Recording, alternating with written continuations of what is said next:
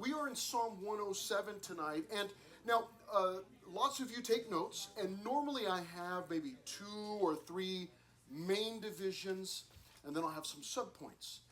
Tonight's a little bit different. I don't think it's really going to mess you up. It's not going to be that different for you as you're taking notes, but there's really only one main division, and it's because the whole chapter is really focused on, it's just one topic, and that is that God is a redeemer and the redeemer. So the whole thing, all of Psalm 107 is all about God being the redeemer. And then what it does is it's going to give us 5 different ways to show us that God is a redeemer. Okay? Now, we're going through Psalms. In case you do not know, we've been going through some Psalms as we're getting closer to Thanksgiving. And these are 7 Psalms, as you can see, for giving thanks. All of the Psalms, there's 150 Psalms. There's all sorts of different topics. I've chosen 7 out of there that focus on Thanksgiving, giving thanks, teaching us about giving thanks. And what we've been doing is, as we've gone through them, we're learning about other things that we can thank God for. Because lots of times we might be thankful for things, but normally we're thankful for things, for stuff, items that we own, or food that we're going to have when we get to the Thanksgiving table.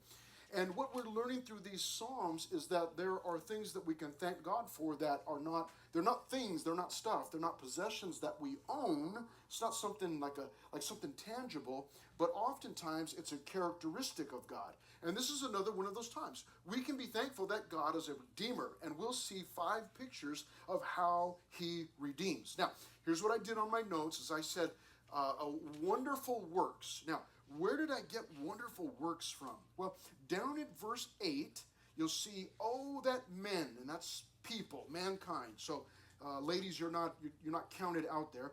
Oh, that men would give thanks to the Lord for his goodness and for his wonderful works to the children of men. So that's where I got wonderful works from.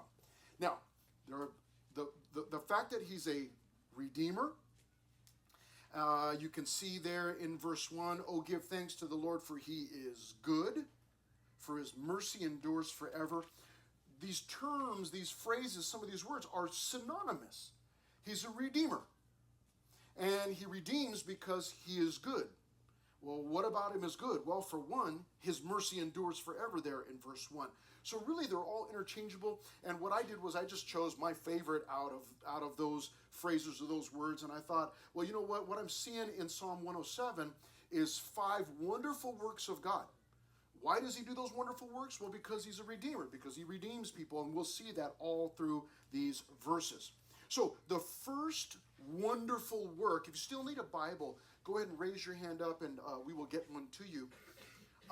The first of the wonderful works is that he leads the lost. That's the first 9 verses. He leads the lost. Now, we'll begin at verse 1 with this command, really, oh, give thanks to the Lord. So really the psalmist is saying, you gotta thank God.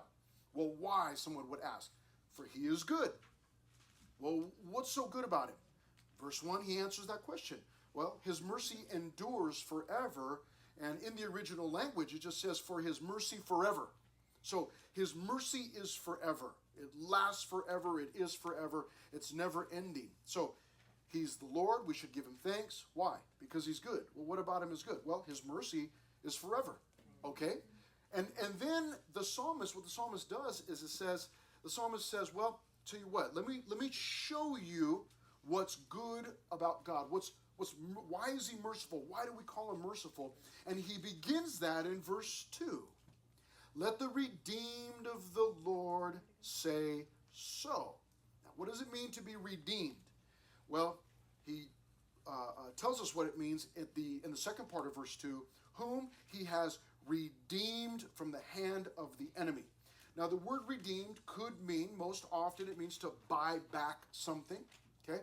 When you have plastics or cans, if anybody in here recycles, you go to a recycling center, turn in your cans or your plastics, what you're doing is you're redeeming money, you're getting money back that you paid for those containers. So you're getting money back, okay? Now, in this case, the word redeemed is the same as rescued. So in verse 2, whom he has rescued from the hand of the enemy. He rescued them. Now we understand that Jesus, or I guess we should say that God the Father, bought us back from the enemy, and he made the payment with Jesus, the life of Jesus. Okay? So he redeemed us. However, we're in the Old Testament here in Psalms, and so in the Old Testament, Jesus hasn't been born yet, but God is still a redeemer. So he's buying back or rescuing. Now here's what he says.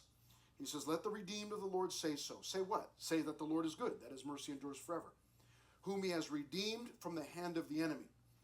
Now he begins to tell us about those that have been redeemed from the hand of the enemy. Verse 3, and gathered out of the lands from the east and from the west, from the north and from the south. So that's poetic. He's saying God gathered them from everywhere. And in verse 4, it tells us that these individuals were homeless. Now, again, I'm not going to be putting all of these things up on the screen. There's so much in these verses. But if you want to jot these things down, or if you've got a Bible and you want to write or underline or whatever, you can do that, because really there's so much. It's jam-packed. Verse 4, we find out that these people that have been redeemed, that they were homeless. Verse 4, they wandered in the wilderness in a desolate way, an empty way. They found no city to dwell in. So they were just wandering from place to place to place to place. Now, we're in California. We see lots of homeless in California, and we see them wandering from place to place, really no place to live, no place to stay. They sleep wherever they can oftentimes. And we would not often think of those individuals as people that God was going to save, or maybe some people might look at them and go, oh, God doesn't love those people. But we understand that he does love those people. And here is this group of homeless people in verse 4. And what do we find out about them? Well, they've been wandering in the wilderness in a desolate way, and they have found no city to dwell in. So they were homeless, and then verse 5 tells us that they were also hungry. Again, like homeless people, so many homeless people. Hungry and thirsty, their soul fainted in them. Their soul fainted in them, meaning that they were so hungry and so thirsty that they became hopeless. They went from homeless to also being hopeless. And that can happen. All of us, I'm sure, have experienced. We haven't experienced starvation, but you definitely have experienced being hungry. And you go, oh man, I'm starving. And you know, it's funny how being hungry physically, or even thirsty physically, can cause us to become so discouraged. I mean, I can get so grouchy. If it's been a long day, busy, I haven't been eating, usually I could just keep pushing through. But usually there comes a point where, man, I'm so hungry. It's like, everybody get out of my way. I just need, give me a piece of bread with butter on it, something. But you can get so angry, so angry from being hungry. We have a term for it. It's called hangry. Okay? Here in verse 5, their soul fainted in them. They became hopeless. They had no home. They had no food, nothing to drink. But look at this in verse 6. It goes from verse 6 down to verse 9. We see that they were hopeful. Then they cried out to the Lord in their trouble. And he, here it is, delivered them out of their distresses. Now, why did he deliver them? Because he's good, because this is a wonderful work, because he leads the lost, and because they cried out to him in their trouble, meaning they cried out to him for help. So they humbled themselves and cried out, and he delivered them out of their distresses. And in verse 7, and he led them forth by the right way. Remember earlier in verse 4, it said that they were in a desolate way. Now in verse 6, because the Lord is now leading them, rather verse 7, that the Lord led them forth by the right way. But you'll notice the emphasis here. Verse 6, he delivered. Verse 7, he led them. And in verse 7, not only did he lead them by the right way, but that they might go to a city for a dwelling place. So he gave them, he provided a home for these homeless people. And then something that we're going to see several times in these verses, verse 8, oh, that man would give thanks to the Lord for his goodness and for his wonderful works to the children of men. So he's given us reasons to be thankful here. And he tells us, first of all, that the Lord should be thanked because he's good. Well, how do we know he's good? Well, because his mercy endures forever. Okay, well, show me. And the psalmist says, okay, I'll show you. Let me show you some of his wonderful works. And the first thing that he does is he shows us that God can provide a home for the homeless. He welcomes the wanderer. So if you're here tonight and you're wandering through life trying to figure out, what am I doing? And, what about my spiritual life? And does God even love me? Good news. He welcomes the wanderer. He satisfies the stranger. Those that maybe are on the outside and maybe you feel like, I'm on the outside. I'm not really a good Christian. I don't even know if I'm a Christian. Well, guess what? Good news. He welcomes the wanderer. And he tells us in verse 9, he satisfies the longing soul. So if your soul is longing for peace, justice, he satisfies the longing soul. If you're hungry spiritually, he does that.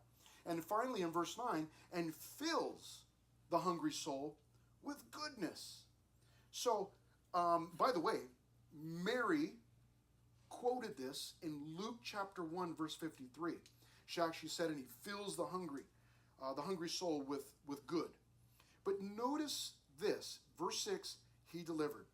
Verse 7, he led them. Verse 9, he satisfies. Verse 9, he fills. Those are all things that God does. These are all pictures or examples of his goodness and his never-ending mercy. Now the next group begins in verse 10. Let me put that up there for you. Goes down to verse 16. And the second of his wonderful works, the wonderful things that he does, is that he rescues rebels, those that are rebellious. Verse 10. Those who sat in darkness and in the shadow of death, bound in affliction and irons. Why were they sitting in darkness and in the shadow of death? Well, in verse 10, they were bound, or they were captured or captive, and they were in affliction and irons. So not only were they afflicted, tortured, but also they were in irons. So this is the picture of somebody who's being held captive. Verse 11, why were they in that condition? He tells us, verse 11, because they rebelled against the words of God and despised the counsel of the Most High. That phrase, Most High, is another title for God. He's the Most High. Well, these individuals rebelled against God, and they hated his counsel. They didn't want to hear his word. It's like, I don't want to hear that. And so what did God do? Did God just forsake them and say, well, forget these people, they hate me, and so, you know what, I'm just going to send them all to hell, and I don't even care? No, in fact, he did the opposite, verse 12. Therefore, he brought down their heart with labor. They fell down, and there was none to help. So it's saying that God actually put a heavy burden on them. They fell down. In other words, they got to a place where there was no one else to help. We call it, they're at the bottom of the barrel, or they're at their wit's end, or they're at the bottom of their rope, the end of their rope. Those are all different things. We say, well, you know what? There's nowhere to go, but up, or whatever, when we're down at our lowest. Well, what he's telling us is that part of God's work was getting these individuals who hated God, who rebelled against him. He brought them to the point, he brought them low to the point that there was nobody else to help. And then what did they do in verse 13? Then they cried out to the Lord in their trouble. That's the same thing that happened to me.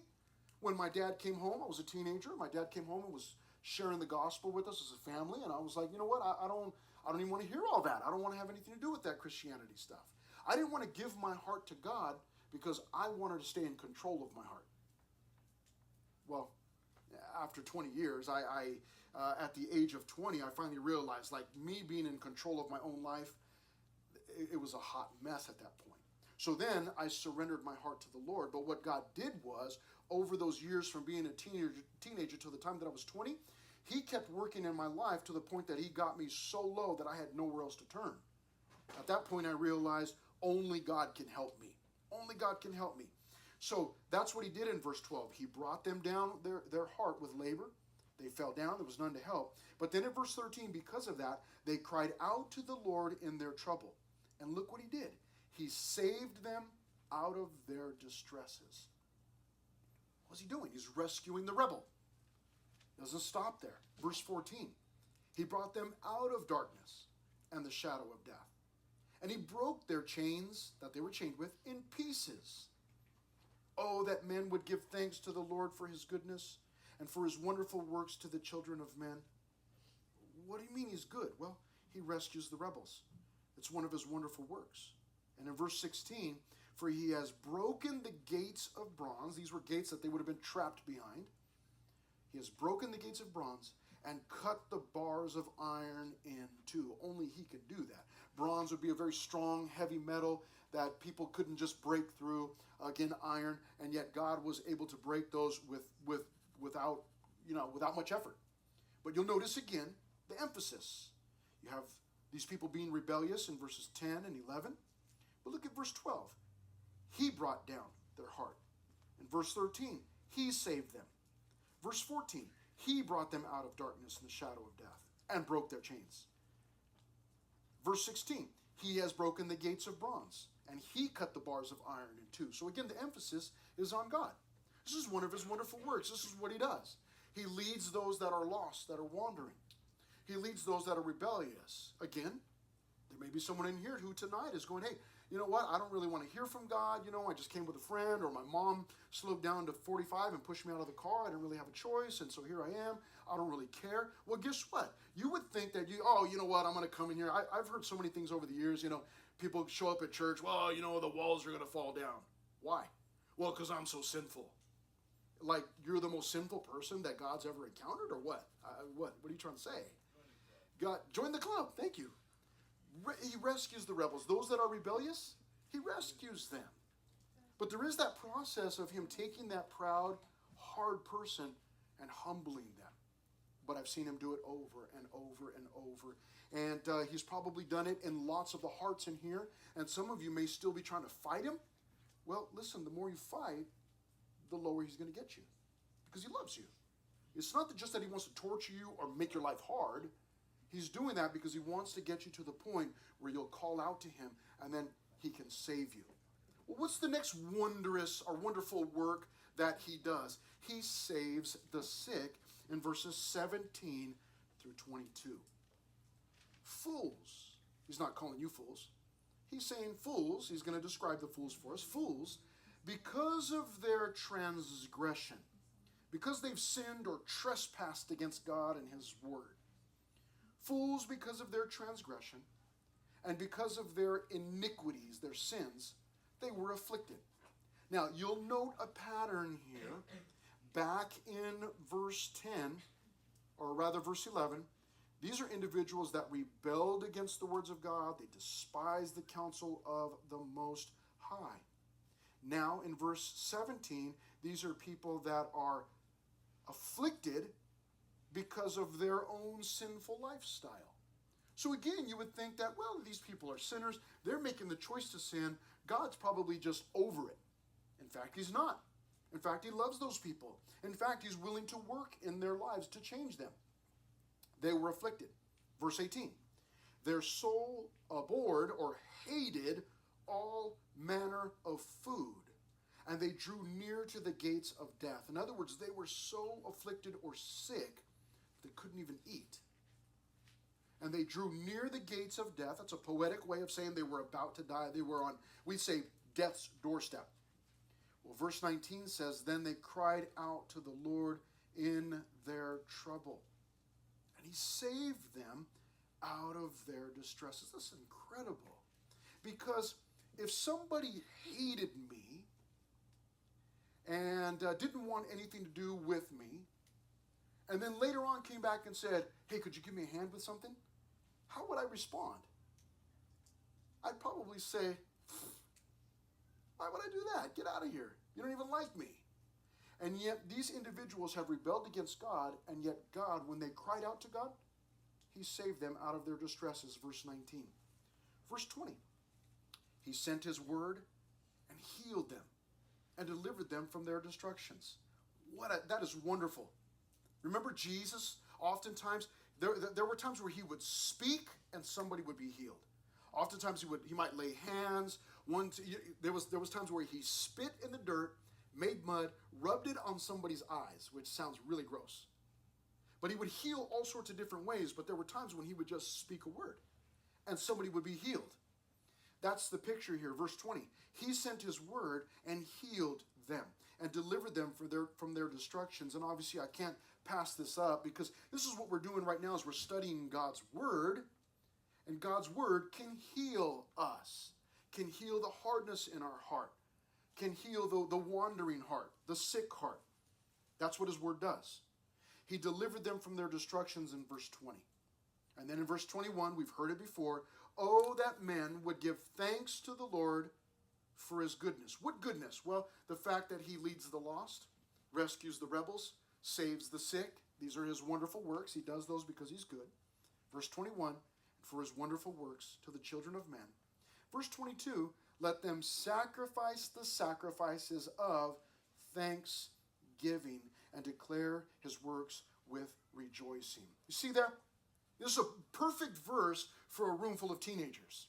I know that some of you have money, and you make money babysitting or mowing lawns or whatever it is that you do, and maybe you can give some money to the Lord. You know, maybe at church you can put some in the box or the bag or whatever, but there are a lot of us in here that do not have money. You don't make any money.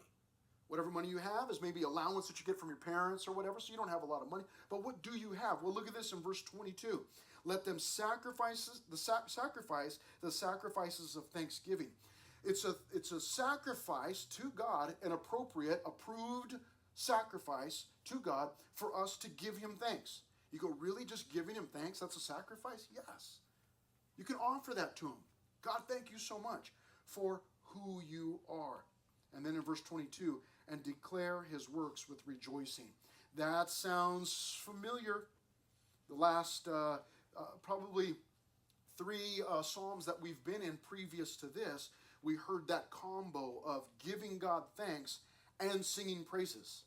And here he says, give him thanks in verse 22 and declare his works with rejoicing. It doesn't necessarily mean singing, but it sounds a lot to me like he's saying, hey, you got to declare it with your mouth. Make his works known. Declare his works and do so with rejoicing.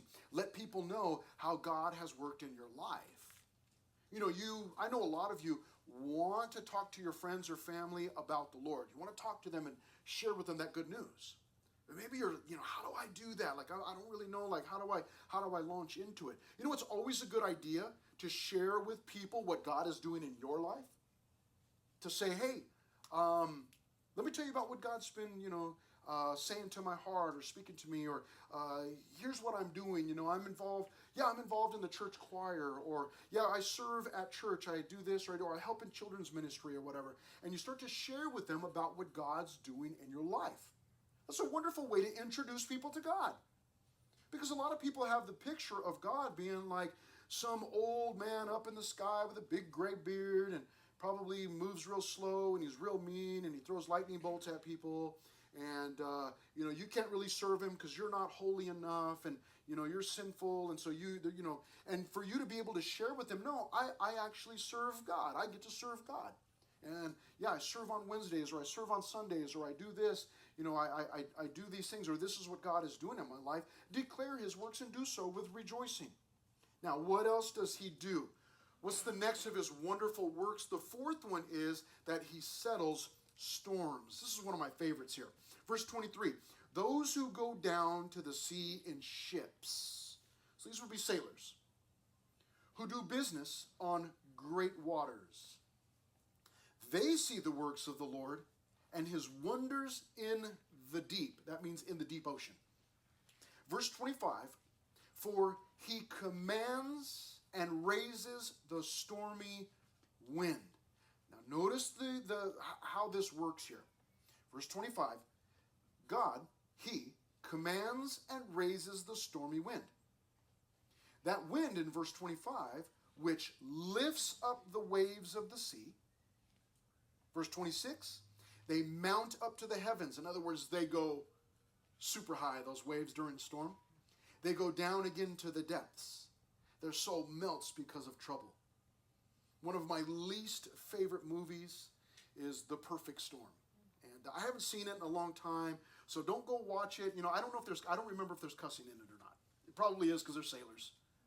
But don't go watch it and then be like, your mom or dad are like, hey, what are you watching? There's all kinds of cussing. Oh, Pastor Chris said it's okay to watch it. I did not say that. Told you I haven't seen it in a long time. And probably the last time I saw it was probably on something that we used to call TV. and there's probably a clean version. But I haven't seen it in a long time. It's one of my least favorite movies because of the storm at the end. I hate the idea of being out in the middle of the ocean in a storm, and that little boat is just, man, it's just way up and it's way down, and it turns over, and it's just it really is a terrible ending. It's so sad. But you really, and we've got videos, all the time, see them on YouTube, everywhere else, of a storm at sea, and it's incredibly terrifying. Well, that's what he's describing here. They go up to the heavens, they come back down to the depths. And look at this in verse 26. They mount up to the heavens, they go down again to the depths. Their soul melts because of trouble.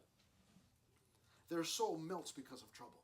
In other words, they are so terrified, these sailors, that their soul melts inside of them. 27, verse 27, they reel to and fro and stagger like a drunken man. To reel to and fro means that you're out of control, going backwards and forwards. And it says staggering like a drunken man. It's the picture of this sailor who is on the deck of a ship in the middle of the storm, and they're just being thrown everywhere. And they can't stand still. They're just, they're all over the place. I was on a little fishing boat on Big Bear Lake. This is several years back with a couple of friends. And the absolutely funniest thing happened. It was a good sized boat, but it was still small. It wasn't little, not like a little rowboat. One of the guys, it belonged to one of the guys. And they weren't really paying attention to where they were at. And these are bigger guys, bigger than me. And one of them was up at the front of the boat, and he was doing something, kind of leaning over the side, doing something with his fishing line or whatever. Well, the other one wasn't paying attention, and he kind of walked to the same side, and that whole boat just started to tip forward. And I saw the guy that was leaning over the rail. I saw him, when he felt the boat tipping, I saw him look back at the other guy with just horror on his face. And the other guy realized what was going on, and he goes, "Oh, I'm sorry," and he backed up right away. And the boat wasn't going to flip over, but it felt like it in that moment. The guy had no control. He was about to fall over the rail, he felt like. And I, of course, when I saw my friend terrified, of course, I just laughed my head off. It was hilarious. But that's the idea, is that there's no control because the wave is so strong that the boat is just going everywhere, and the sailor on board has no control whatsoever. The ocean is in total control. Really, it's God commanding and raising the stormy wind. But it goes on to say in verse 27, they reel to and fro and stagger like a drunken man and are at their wits' end. They've got nothing. Verse 28, then they cry out to the Lord in their trouble. Familiar scene. He brings them out of their distresses. He calms the storm so that its waves are still. Then they are glad because they are quiet. So he guides them to their desired haven. Did you notice? He brings them out, verse 28. Verse 29, he calms the storm. Verse 30, he guides them to their desired haven. Oh, that men would give thanks to the Lord for his goodness and for his wonderful works to the children of men. Let them exalt him also in the assembly of the people and praise him in the company of the elders. So let them rejoice. Let them proclaim. These sailors, most definitely, once they got to shore, would just be like, oh, thank God that we made it here alive. But if you, again, as we've done at each step of the way, he leads the lost, he rescues the rebels, he saves the sick, and now he settles the storms. Every one of us have either experienced storms in our lives, or, I'm sorry to tell you, if you haven't, you will. All of us will. And it might come through sickness. It might come through something that happens in a relationship. Could be something that happens in your family and, with your parents. It could be something, whatever. There's so many things that life can throw at us that will cause a storm in our hearts and our souls. And we'll find ourselves, spiritually speaking, emotionally speaking, we'll find ourselves being tossed to and fro, staggering like a drunken man, at our wits' end, out of hope, because life can be so incredibly nasty, with sickness, with death, with worry, with trouble. It's important to know that God can settle the storm. It's what he does. It's one of his wonderful works. You go, what do I got to do? Maybe you're in the midst of a storm right now. Maybe it's a big one. Maybe it's not that big, but it's a storm. What do I got to do? You do what they did. In verse 28, then they cry out to the Lord in their trouble. He brings them out of their distresses. You humble yourself and you say, God, I need help. I can't do this. I'm out of control. I need you. And he will settle the storm. Wonderful news. Finally, in verse 33, some people didn't believe that we would ever get here, but here we are. Verses 33 to 42, we see that the last of his wonderful works, and again, these are not all the wonderful works that God does, but these are 5 that the psalmist decided to write about, is that he protects the poor. Verse 33, he turns rivers into a wilderness, and the water springs into dry ground. In other words, he can turn it into the opposite. A fruitful land into barrenness, for the wickedness of those who dwell in it. In other words, if he is disciplining or judging the wicked, he can ruin their land, really. Verse 35, he turns a wilderness into pools of water, a dry land into water springs. So see, he can do the opposite. Verse 36, there he makes the hungry dwell, that they may establish a city for a dwelling place. In other words, he can turn a barren wasteland into a dwelling place for the hungry. Verse 37, they sow fields and plant vineyards, that they may yield or get a fruitful harvest. He also blesses them, and they multiply greatly. And he does not let their cattle decrease. When they are diminished and brought low through oppression, affliction, and sorrow, he pours contempt on princes, or judgment or hatred on princes. In other words, if these individuals that God is providing for, these poor people, are being oppressed by princes, God will judge the prince. Verse 40, and causes them, the princes, to wander in the wilderness when there is no way, where there is no way. Verse 41, yet he sets the poor on high, far from affliction, and makes their families like a flock. In other words, the family grows.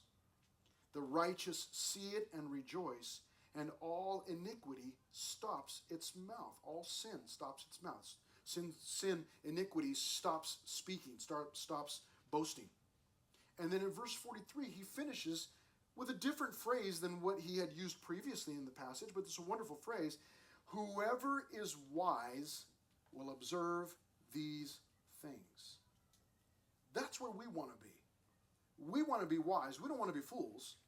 And he tells us that one of the characteristics of a wise individual is that they will observe these things. Observe what? He says that you'll pay attention to all of these wonderful works. The fact that God leads the lost, that he rescues the rebels, he saves the sick, settles the storms, and protects the poor. He's saying pay attention to those things. Learn those things. In fact, in verse 43, and they will understand the loving kindness of the Lord. There's that word loving kindness. We've seen it in several of these Psalms. Hesed, H-E-S-E-D. It's a covenant love or a loyal love. A love that really only the Lord can give. But if we're wise, we'll pay attention to all these things. And you might go, you know what? I'm not really experiencing any of those things right now. Well, there may come a time in your life when you will be. And it's so important for you to know that God is a redeemer who performs wonderful works. And he can save you from whatever situation you may be in. That's what this psalmist is telling us. He's telling us all these things so that we will give thanks to the Lord for his goodness. What goodness? All of this. All of these wonderful works.